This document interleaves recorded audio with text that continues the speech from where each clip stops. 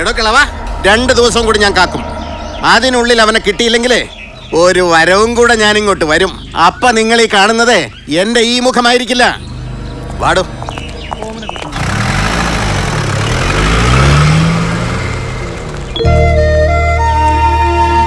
മോളെ ഉഷേ, ഉണ്ണിമോളെ.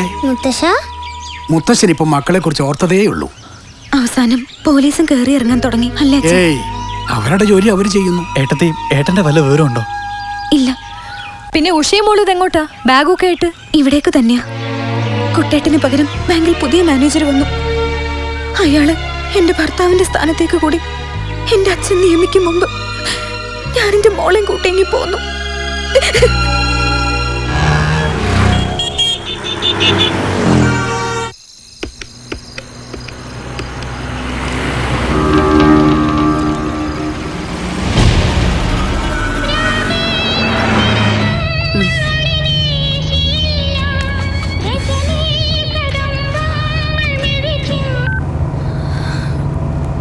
ഹലോ. ആ സീമ ചേച്ചി, ഞാൻ ഓമനക്കുട്ടനാ. Hello hello.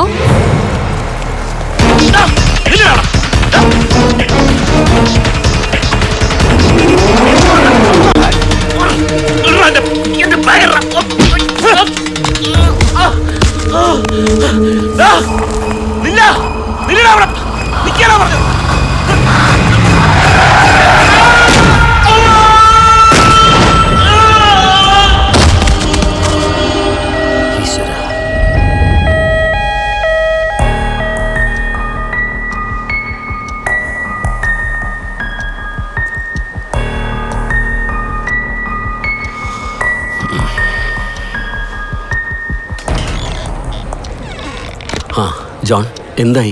കുറച്ച് കോംപ്ലിക്കേറ്റഡ് ആണ്. 24 hours കഴിഞ്ഞാലേ കറക്റ്റ് റിസൾട്ട് പറയാൻ പറ്റൂ. ഹേയ്, ടെൻഷനൊന്നും വേണ്ട. പോലീസിൽ ഇൻഫോം ചെയ്തിട്ടുണ്ട്. ബാക്കിയൊക്കെ അവർ നോക്കിക്കോളും. അതൊക്കെ കൂടുതൽ കോംപ്ലിക്കേറ്റഡ് ആവില്ലേ ജോൺ? ഹോസ്പിറ്റൽ റൂൾസ് ബ്രേക്ക് ചെയ്യുന്ന റിസ്ക് ആണ് മോഹൻ. എന്ന് വെച്ച് താൻ പേടിക്കൊന്നും വേണ്ട. ആക്സിഡന്റിൽ പെട്ടത് തൻ്റെ വണ്ടിയല്ല. ഒരാൾ റോഡിൽ കിടന്ന് പടയെന്ന് കണ്ടപ്പോൾ താൻ ഹോസ്പിറ്റലിൽ എത്തിച്ചു. വേറെ വിറ്റ്നസ് ഒന്നുമില്ലല്ലോ. അതില്ല, എന്നാലും ഞാൻ കാരണമല്ലേ അയാള്. അങ്ങനെ ഒരു സെന്റിമെന്റ്സിന്റെ ആവശ്യമൊന്നുമില്ല. ആക്സിഡന്റ് അല്ലേ, താൻ അയാളെ വഴിയിൽ ഉപേക്ഷിച്ചൊന്നുമില്ലല്ലോ. Don't worry. അയാൾ ആരാണെന്നൊന്ന് അറിഞ്ഞിരുന്നെങ്കിൽ. ആ, അത് പറഞ്ഞപ്പോഴാണ് ഓർത്തത്. നേഴ്സ് ഏൽപ്പിച്ചതാ, അയാളെ പോക്കറ്റിൽ നിന്ന് കിട്ടിയതാ.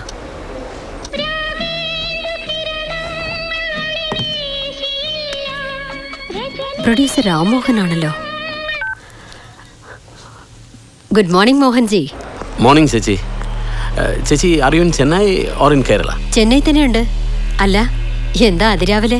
ചേച്ചി, ഇന്നലെ ആരെങ്കിലും ചേച്ചി തിരക്കി ചെന്നൈയിൽ വരികയോ അതോ വരാമെന്ന് പറഞ്ഞ ആരെങ്കിലും എത്താതിരിക്കുകയോ ചെയ്തിട്ടുണ്ടോ? ഏയ്, അങ്ങനൊരു ഗസ്റ്റ് എനിക്ക് വരാനുമില്ല, വന്നിട്ടുമില്ല. എന്തു പറ്റി? അല്ല, ഇന്നലെ രാത്രി ആ ബീച്ച് റോഡിൽ വെച്ച് എൻ്റെ കാർ ഒരാളെ ഹിറ്റ് ചെയ്തു. കുറച്ച് സീരിയസാ. അയാളുടെ പോക്കറ്റിൽ നിന്ന് ചേച്ചിയുടെ വിസിറ്റിംഗ് കാർഡ് കിട്ടി. എന്റെ വിസിറ്റിംഗ് കാർഡോ? യാ, അയാളെ ഐഡന്റിഫൈ ചെയ്യാൻ വേറൊന്നും കിട്ടിയിട്ടുമില്ല. എനിക്ക് തോന്നുന്നത് ചേച്ചിയെ കാണാൻ വേണ്ടി ചെന്നൈയിൽ വന്ന ആരോ ആണെന്നാ.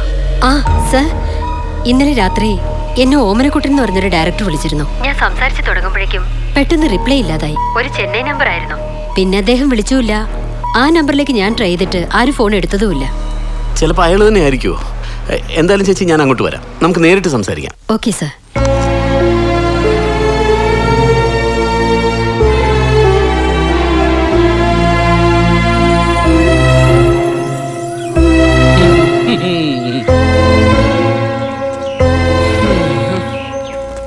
ജപ്തി നടപടികൾ ഇനി ആരംഭിക്കാമല്ലോ. ആരംഭിക്കാം. എന്താ സഞ്ചിയിലെ? എന്റെ ഭാര്യയുടെ ഒരു ഫോട്ടോയാണ് സാർ. കൊണ്ടുപോക്കോട്ടെ സാറേ. ഇല്ലെങ്കിൽ ഭാവിയിൽ ഈ തറവാട് വാങ്ങുന്നവർക്ക് ഇവിടെ കിടന്ന് ചത്തുപോയവരുടെ ഗതികിട്ടാ പ്രേതങ്ങളുടെ ശല്യം ഉണ്ടാവും. കൊണ്ടുപോക്കോട്ടെ, കൊണ്ടുപോക്കോട്ടെ. അപ്പൊ പിള്ളക്ക് ഇതിലൊരു കണ്ണുണ്ടെന്നർത്ഥം. ഇതില് ഇടിച്ചു പൊളിച്ചൊരു തൊഴുത്ത് പണിതാൽ 10 പോത്തിനെ കെട്ട, അല്ലാതെ എന്തിനുള്ള ഇത്?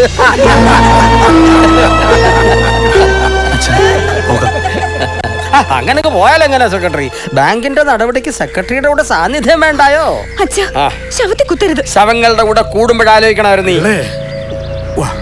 സെക്രട്ടറി ഒരു അല്പസമയം കൂടി നിൽക്കണം. ജപ്തി നടപടി ഉടൻ പൂർത്തിയാക്കാം. 1 മിനിറ്റ്. ജപ്തി നടപടികൾ തൽക്കാലം നിർത്തിവെക്കണം. ഓമനക്കുട്ടന്റെ എല്ലാ ബാധ്യതകളും തീർക്കാൻ തയ്യാറായിട്ട് ഒരാൾ വന്നിട്ടുണ്ട്.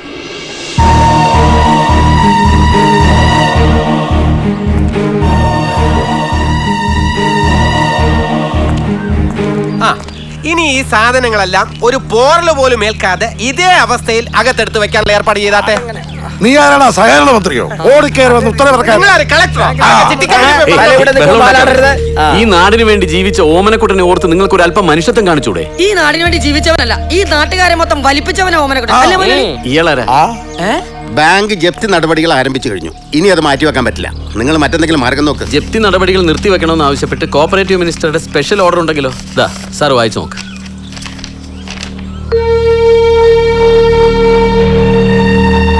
ഇനി ഒരു ഉത്തരവുണ്ടാകുന്നവരെ എല്ലാ നടപടികളും നിർത്തിവെക്കാനുള്ള ഓർഡർ. എന്തെങ്കിലും തിരുവറി നടത്തി പണി പറ്റിക്കാവോ? എന്റെ പണി പോവും. ആണോ? അറിഞ്ഞുകൊണ്ട് ഞങ്ങൾ ആർക്കും ഒരു ദ്രോഹം ഇന്നുവരെ ചെയ്തിട്ടില്ല. അതുകൊണ്ടാവും ഇപ്പോൾ ഇങ്ങനെ ഒരാൾ ഇവിടെ എത്തിയത്. മോഹൻജി ചെന്നൈയിലെ ഒരു വലിയ പ്രൊഡ്യൂസറാ. ഓമനക്കുട്ടന്റെ സിനിമ ഇദ്ദേഹം ഏറ്റെടുത്തു. കുട്ടേട്ടൻ വന്നില്ലേ സാർ? ഓമനക്കുട്ടൻ വരും.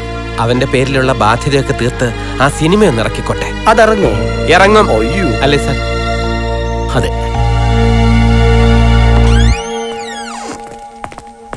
റഷസ് കണ്ടിട്ട് എഡിറ്റിംഗ് തുടങ്ങാം അല്ലേ സാർ? ഓക്കെ. ഓമനക്കുട്ടന്റെ ജീവിതത്തിൽ ഏറ്റവും വലിയ സ്വപ്നമായിരുന്നു സാർ ഈ സിനിമ. അതിന്റെ റഷസ് കാണാനുള്ള ഭാഗ്യം അവനില്ലാതെ പോയി.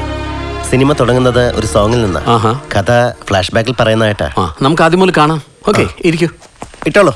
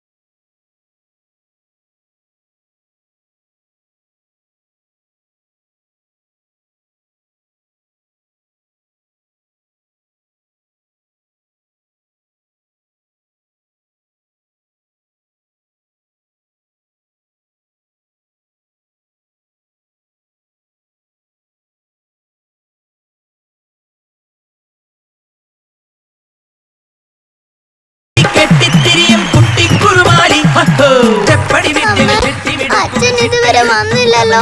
പിന്നെ എപ്പോഴാ അച്ഛൻ നമ്മളെ കാണാൻ വരുന്നത്? അമ്മയ്ക്ക് അറിയില്ല മോള്. മോൾക്ക് അച്ഛനെ കാണണം. മോള് വാ, അച്ഛന്റെ സിനിമ കാണാൻ ആളുകൾ വീണ്ടും കയറി തുടങ്ങും.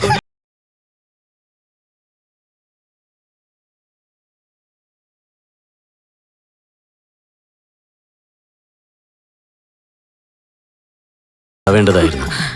പക്ഷേ അദ്ദേഹത്തെ കുറിച്ച് ഞാൻ ചോദിക്കുമ്പോഴൊക്കെ നിങ്ങൾ പലതും പറഞ്ഞൊഴിഞ്ഞു മാറി. ഇനിയെങ്കിലും പറയൂ, എന്റെ ഉണ്ണിമോളുടെ അച്ഛൻ എന്ത് പറ്റി?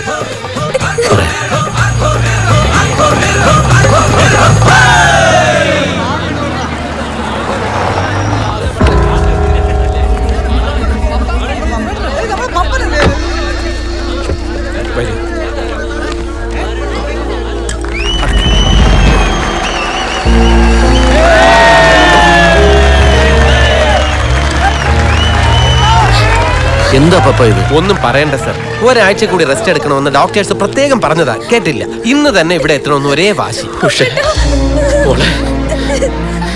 കരയരുത് ഉഷേ, മോഹൻജി എല്ലാം പറഞ്ഞു കാണുമല്ലോ. ഈ ഒരവസ്ഥയിലെങ്കിലും തിരിച്ചു വരാൻ കഴിഞ്ഞതിൽ ദൈവത്തിനോട് നന്ദി പറയുക, ഒപ്പം ഈ വലിയ മനുഷ്യനോടും. ഇല്ല, ഞാൻ ഒരിക്കലും ഓമനക്കുട്ടൻ്റെ രക്ഷകനായിട്ടില്ല.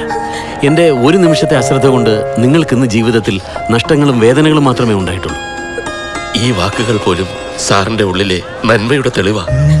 ചെന്നൈയിലെ ആളൊഴിഞ്ഞ ഹൈവേയിൽ ഒരു തെളിവും അവശേഷിപ്പിക്കാതെ പോകാമായിരുന്നിട്ടും എന്നെ മരണത്തിന് വിട്ടുകൊടുക്കാതെ എന്റെ സ്വപ്നമായ സിനിമയും യാഥാർത്ഥ്യമാക്കി തന്നില്ലേ അച്ഛാ? ഉണ്ണിമോക്ക് അച്ഛന്റെ സിനിമ ഇഷ്ടായോ?